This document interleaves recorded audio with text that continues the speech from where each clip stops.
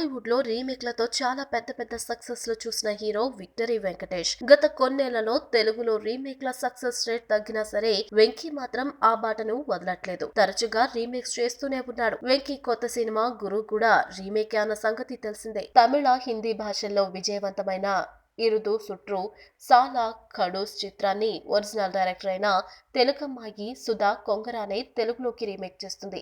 ఈ సినిమాను శరవేగంగా పూర్తి చేయడంతో మక్కి దించేశారని, మాతృకథతో పోలిస్తే పెద్దగా మార్పులేమీ ఉండవని అంతా అనుకున్నారు. కానీ దీని టీజర్ చూస్తే మాత్రం మార్పు స్పష్టంగా కనిపిస్తుంది. ఈ మధ్య తెలుగు ప్రేక్షకుల అభిరుచిలో మార్పు వచ్చినప్పటికీ కథ ప్రధానంగా హీరోల చుట్టూనే తిరగాలని ఆశిస్తారు మనోళ్లు.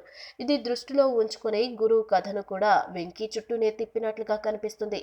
మాతృకలో మాధవన్ కథలో ఒక పాత్రధారిలా కనిపిస్తాడు తప్ప అతనే లీడ్ అన్నట్లుగా ఏమీ చూపించరు.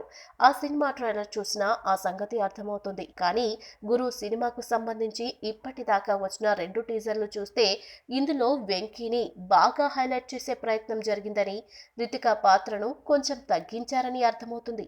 ఒరిజినల్లో గురు శిష్యుల కథలాగా డీల్ చేసిన సుధా తెలుగులోకి వచ్చేసరికి గురువు కథగా మార్చినట్లు తెలుస్తుంది. అయితే ఈ మార్పులు ఏ మేరకు జరిగాయో ఏమో కానీ గురు లేటెస్ట్ టీజర్ అయితే అదుర్స్ అనిపించింది. సినిమాపై అంచనాలు బాగా పెంచేసింది. ఈ వీడియో మీకు నచ్చినట్లయితే సబ్స్క్రైబ్ చేయండి. ఫిలిమి స్టార్స్ బోలెడంత న్యూస్ బోల్డ్గా